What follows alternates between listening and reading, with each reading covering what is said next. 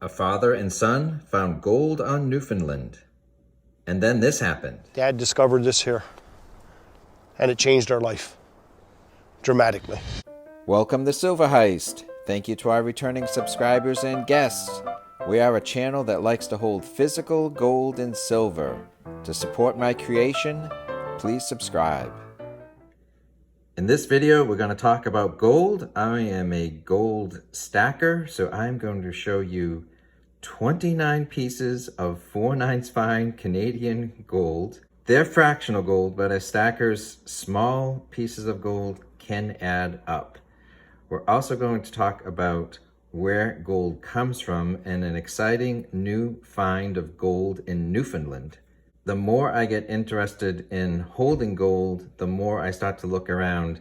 Where does gold come from?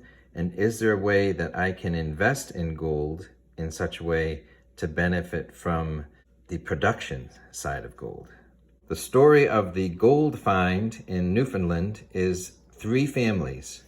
The infrastructure of Newfoundland, the family who found the gold that we're going to talk about, and those who are bringing this gold find to another level. Newfound Gold is this project's gold exploration company. They are the sponsors of this video, and they gave me an opportunity to tell their story. So I've read and interpreted their public information, which I will share with you today. I will provide a link to a company presentation in the description below. Newfound Gold is a publicly traded company, and they're listed on the Toronto Stock Exchange on the ticker symbol NFG, or in the United States as NFGFF. I'm not a financial advisor. Buying gold coins or investing in any security carries its own risk, and so please do your own due diligence. So let's tell the story of the folks who found the gold, because I think that's an exciting story about perseverance. So a family of prospectors, the Keats family, are key to this discovery of gold in Newfoundland. Dad discovered this here, and it changed our life dramatically. So it's a father and a son story, but also a sibling. So it's the uncle. And so the uncle found a boulder in the woods of 54 ounces, and this boulder had gold throughout. So to prospectors, this was a significant find.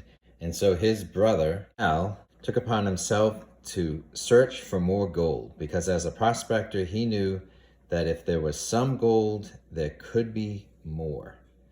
And he is tenacious, and it took him over 10 years of searching, and he was rewarded by finding this dome outcropping of rock, a quartz outcropping with gold throughout, the size of a Volkswagen Beetle. With that finding could be the tip of the iceberg. So let's go and look at the Reed family, which is responsible for the infrastructure of Newfoundland. So the Reed family built a railway in the late 1800s, early 1900s, and for every mile of railroad they built, they were granted 5,000 acres of land. And so they ended up owning over 17,000 square kilometers of forested land in Newfoundland, when the total area of Newfoundland Island is over 100,000. From this map, you can actually see the railway going from Cape Ray to St. John's. And then when we look at this map of the highway today, it is practically parallel or on top of the former railway. So even though the railroad may not be operating today, it flattened the grade, built the bridges, and traversed the land as a resource. And then the other interesting aspect is, with one family controlling so many acres of land and putting that land into use for forestry and lumber, a great resource at the time, they looked at the above ground resource while the below ground resource lay dormant for a century. But a century is a blip in time as to how long that gold has been underground. This is where Newfound Gold comes into play. They are the experts and the capital that have come together, take the finding from the Keats prospecting and take it to another level. So if this is the entire island of Newfoundland, this is the area of interest. So this gold project covers a huge area of Newfoundland, over 1,500 square kilometers, very close to infrastructure. And it is very close to the airport over in Gander. So as you see, there's a highway that is north of Gander Lake and even closer to the community of Appleton. While the northern part is focusing on the drilling operations, the south is also exploring the vast land in other ways. Where the Keats have found X marks the spot, Newfound Gold is embarking on a exploration to further define this treasure map. So 2 gold mining terms that you see in these reports, grams per ton and interval. So in hard rock mining, you have rock and you have veins or speckles of gold within the rock. So grams per ton is the amount of gold within a ton of rock. The more grams per ton you can find, the more productive your mine. The World Gold Council equates 5 grams per ton as a high productive mine. So it's far better to get 25 grams of gold for your effort than 5 grams of gold. And if you can get 93 grams of gold, all the better. So the interval in meters is if you're drilling into the earth and you're looking for gold, then the interval is the thickness of your find. The two together actually help paint a picture as to how much potential is under the surface. And so the way they are doing that is by doing 200,000 meters of a drill program to draw samples from the earth and to analyze the rocks. One of their first drills was in 2019, and they found over 92 grams per ton of gold over a 19-meter thickness of a drilling. Since then, they found 22.3 grams per ton of gold over a 41.3 meter strike and over 2 kilometers away from this first strike. So they're doing multiple drillings, and the more they drill, the more data they have. That data can help them figure out the gold reserves underground and to develop a plan to extract that gold and bring it to market. They have the resources to do that. They have over $70 million in working capital that they have developed, and they're putting that money to good use. Here is the highway, and the Keats zone is less than a kilometer from the highway. And so they've gotten good drilling results here, and then less than 2 kilometers away, they're getting other good results. So they're focusing on these fault lines, which they know run predominantly north-south. And so the 1,500 square kilometers that they've reserved are right along 2 fault lines.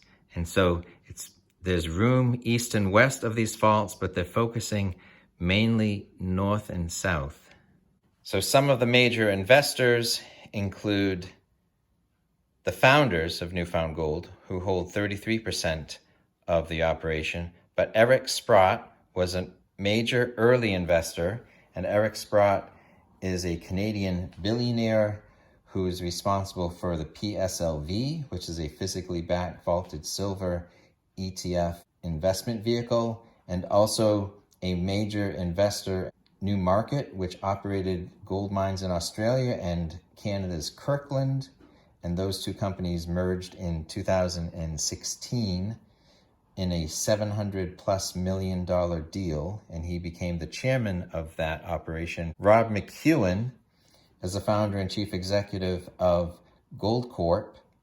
In 2016, they mined over 2.8 million ounces of gold. The vast majority of the shares are in friendly hands with people who have brought gold to market out of the earth. So some of the leadership of Newfound Gold include Colin Cattell, also Dr. Quinton Hennig, PhD, who's responsible for working with Eric Sprott, expanding in a new direction at an existing mine in Australia, Fosterville, and going in another direction. And so he's brought that experience to bear, and they found a lot of parallels at Australian operation and what they are seeing in Newfoundland. This just shows how what's below the surface and from one continent to the other are all connected. So this Dog Bay Line fault cuts across the Atlantic, productive gold mines in Ireland, and if you follow these lines through Newfoundland, that is where they're finding the gold. So rather than drilling holes and extracting the remnants or the dust to analyze that, they are drilling with a diamond tip cylindrical outline that leaves the core intact so that you can extract that and see the patterns and still get the density measurement that you want, but also understand what's below the surface even better. So because Eric Sprott and Dr. Hennig both worked on the Fosterville mine in Australia, they are seeing similarities between the two. No two discoveries are ever the same. You can take one experience and apply it elsewhere. So to their trained eyes, they are seeing a lot of similarities in the geology of the rocks and the formations between the Newfoundland project and the Fosterville mine in Australia, which is a highly productive mine. The experts at Newfound Gold see a lot of similarities between Newfoundland and Australia. Continues with the visible gold, the overall structure of the rock quartz with the specks of visible gold. Any investment carries risk. Please do your own due diligence. You can find out more information at newfoundgold.ca, and on the Canadian Stock Exchange, this is their ticker symbol, as well as in the United States. So the Newfound Gold story is being written and is resting on the shoulders of those who built the infrastructure on the island over 100 years ago, the local prospectors who discovered the Gold Dome quartz boulder, and those who are mapping the resource for future gold extraction. And then there's you. If you want to be a part of this investment opportunity, please do your own due diligence. A father and son found gold in Newfoundland, and then this happened. It unleashed an investment of over $70 million into drilling and exploration, and led to the creation of the publicly traded Newfound Gold Company that today has a value of over $450 million.